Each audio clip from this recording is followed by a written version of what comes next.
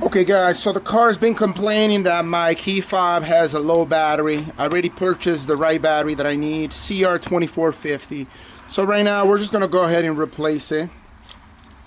So we're gonna go ahead and face this down and shove the key right here so this could pop. There you go. Pop down and lift up this cover. There you go, CR2450. So I'm just gonna, actually, you know what? Let's get we're gonna get a little flathead, or here's something else here that I could use just to lift it up. Bam. And now I could put a new one in here. So we're gonna cut this open.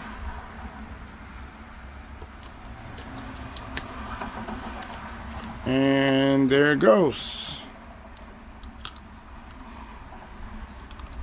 Actually, we're gonna get this side in first.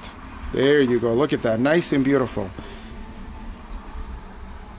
And pop it back on.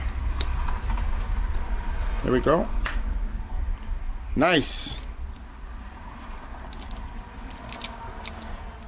There you go, guys. So literally you could do this in about a minute. And I'm gonna test it in a car now, just make sure it works. Okay, so we're gonna approach the car with the key fob and get in. Let's start the engine.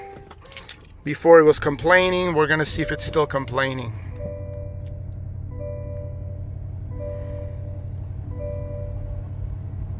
Okay, I do not see any more complaints about the key fob. Oh yeah, we got music. So yes, that was it, guys. Nice and easy. Okay, we're gonna shut off the car. Sometimes when you shut off the car is when it complains, but has not complained. So we are all set. Yep.